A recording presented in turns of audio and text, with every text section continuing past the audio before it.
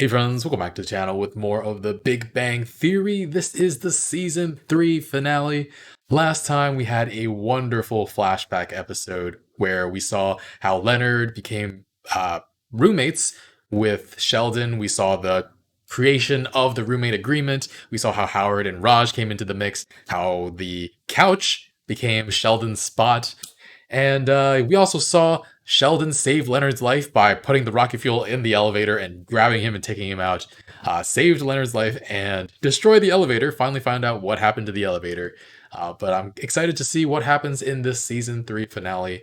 If you want to watch the full reaction or you want to see episodes a week early, check out Patreon in the link in the description below. Otherwise, take a quick moment to leave a like and let's get started.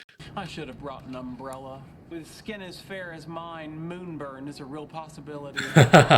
Moonburn. Bazinga, right? One of my best, don't you think? Bazinga.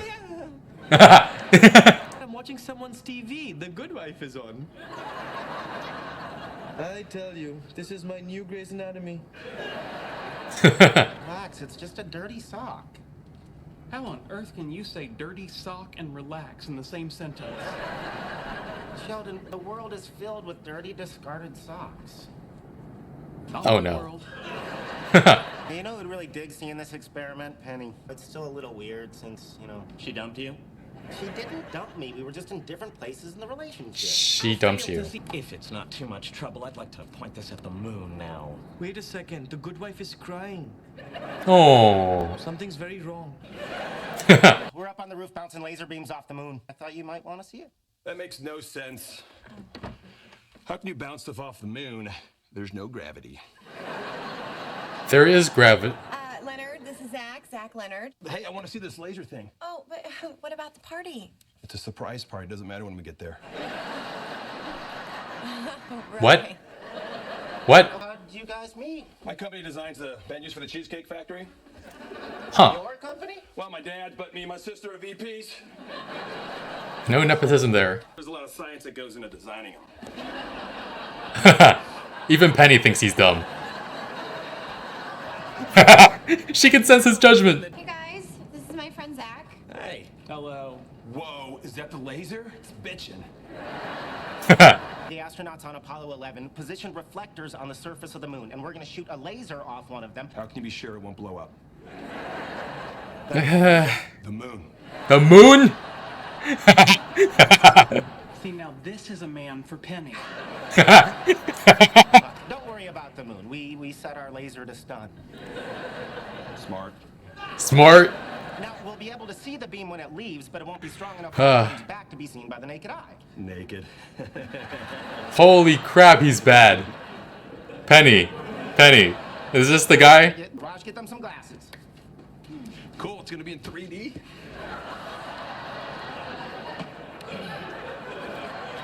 Uh, The fact that we can do this is the only way of definitively proving that there are man-made objects on the moon, put there by a member of a species that only 60 years before had just invented the airplane.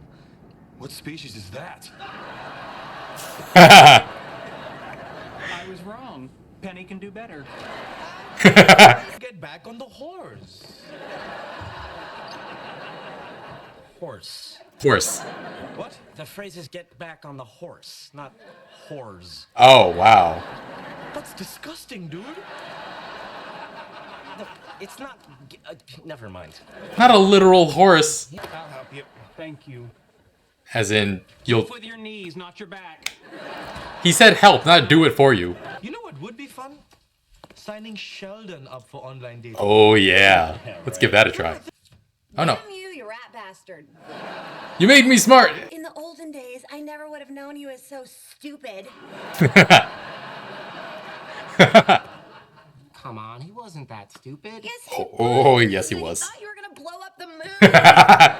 Yeah. Okay, yeah, he's stupid. You have destroyed my ability to tolerate idiots. Now come with me. Where are we going? We're gonna have sex. Oh, wow. Okay. Not this again. It's a one-time thing, right? Not them getting back together already. Good morning, Penny. You have eyes in the back of your head. My noise-canceling headphones proved ineffective last night. Whoa. So loud. Yeah, sorry about that. As a native Texan, I must say I've never heard the phrase yeehaw used in quite that context. Yeehaw! Good morning, Leonard. How many times have I asked you not to do that? Counting this instance, 317. Can you stop? She returned to her apartment, I presume to shower and vomit. Not necessarily in that order. I gotta run. Early shift. Okay, well, I'll walk down with you. So, last night was fun, huh? Yeah, it must have been. I just threw up in my closet. I was drunk. I was lonely. I hated Zach. Can we just forget it ever happened? No, it's pretty well imprinted on my brain. Especially the whole rodeo thing. How am I supposed to let it go? You used me for sex! Good morning, Leonard, or should I say, yeehaw. Oh, wow. Heard it all the way from here. We finally have proof that aliens walk among us. There's a match. The dating site matched a woman with Sheldon. Ooh. She can have sex with him and then walk out on him the next morning without so much as a how do you do? You know what he's talking about? No, let me ask him. Leonard, what are you talking about? I don't want to talk about it. That was a lousy suggestion. Dr. Sheldon Cooper has to send an email to his perfect match. You're pretending to be him. Fellow life form. Life form. Hi, Winkle. Hi, Leslie.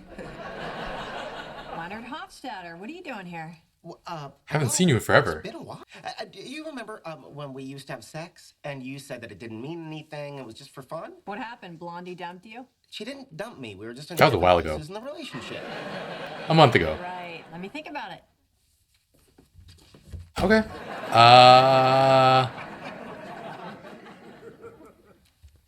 She's not coming back. I'm about to find out about her.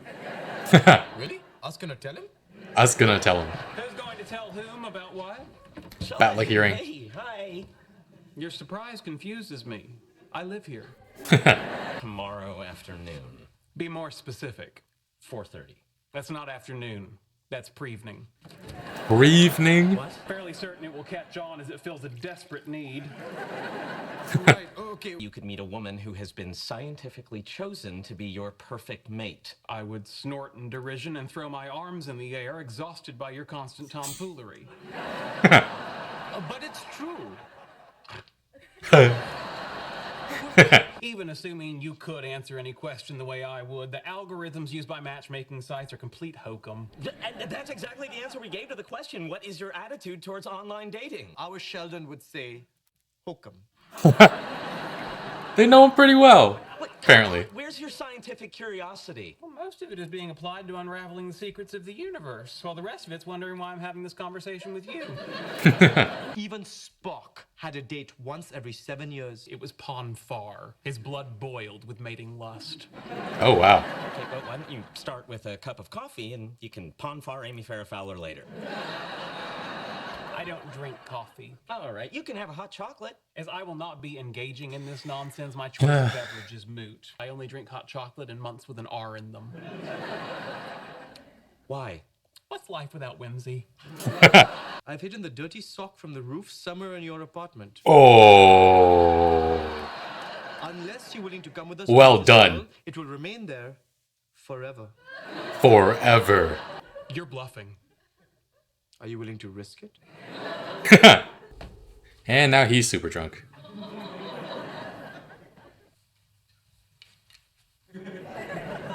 You're just gonna throw it down the... I was a perfectly happy, geeky, little lonely guy. And you ruined me. Are Aww. you drunk? We're gonna have sex and it's not gonna mean a thing. Are you out of your mind? Really starting to think there's a double standard here. How would you prefer I do it? The standard I told you so? With a classic neener neener? Neener Or neener. just my normal look of haughty derision? I'm Amy Farrah Fowler, you're Sheldon Cooper. Hello, Amy Farrah. Oh my god. You have been taken in by unsupportable mathematics designed to prey on the gullible and the lonely. Additionally, This is going off to a great start. My mother and I have agreed that I will date at least once a year. My mother and I have the same agreement about church. I don't object to the concept of a deity, but I'm baffled by the notion of one that takes attendance. Now, before this goes any further, you should know that all forms of physical contact up to and including coitus are off the table. May I buy you a beverage? Oh, no look of haughty derision Water, coming. please. Tepid water. What have you unleashed on the world? Good God, what have we done?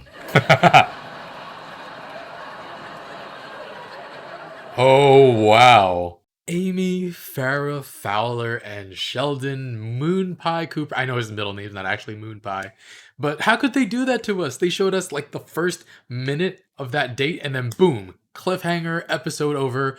I'm glad at this moment that I'm very behind in watching this show and it's already wrapped because I would not want this show to go on break between seasons right now and I wouldn't be able to watch what happens next. So I'm very happy I'm going to be able to watch the next episode very soon. Amy feels very much like a female Sheldon at this point. All forms of physical contact, including coitus, are off the table, and she has a particular cadence to her speech that is equally as weird as Sheldon's. Though in the last shot of them lining up by the cash register to purchase tepid water for Amy, she's breathing rather heavily, breathing rather quickly, and I don't know if the actress meant to give off like an anxious body language, but that's what it seemed like to me at the end. But that's not totally consistent with the character traits that have been introduced. And I've rewound it a couple times, and I can't see it any other way than the fact that she's experiencing some sort of attraction and she's trying to keep that suppressed. Meanwhile, I don't think Sheldon feels attraction, but at the very least, he seems like he's open to the idea of being, I don't know, interacting with her at the very least. But who knows? Who knows? But she wasn't the only new romantic interest brought into our attention this episode. We have Zach, and boy, he dumb. And Penny can't go back to someone like that. And she used to be able to ignore how stupid her partners were, or she couldn't tell actually. But now there's been a shift in what traits she values in romantic partners. It actually feels like a kind of a good thing. And thanks to Leonard, like she's raised her standards. Granted, she's less happy in this moment, but when she does find someone who meets her new heightened standards, it could be great. Or I guess when Leonard becomes a human capable of a healthy relationship, it'll be great. But yeah, Zach is actually amusingly dumb. His job is vice president at a menu making company. I was not aware that was a sector that needed a vice president. And he goes with Penny upstairs to see the guy shoot a laser at the moon and have it bounce back into their photo multiplier.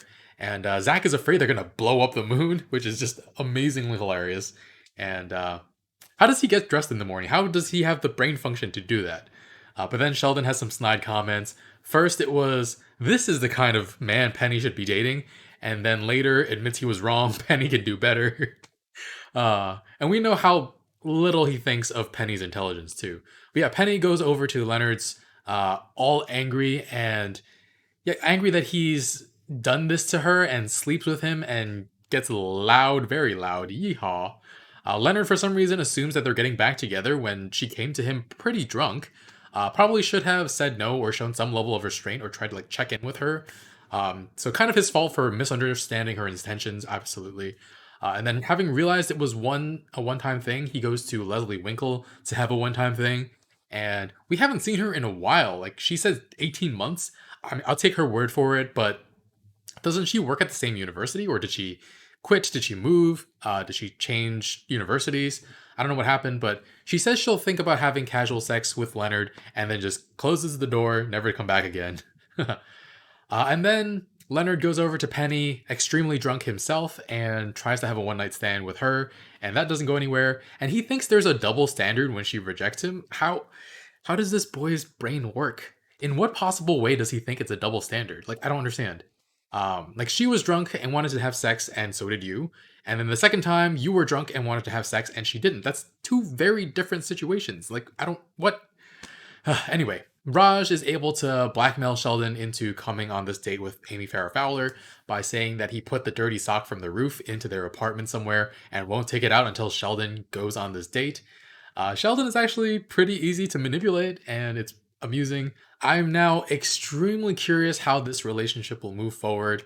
If they do wind up being together long term, they'll have Howard and Raj to thank for it, despite the fact that they were just doing it for their own amusement.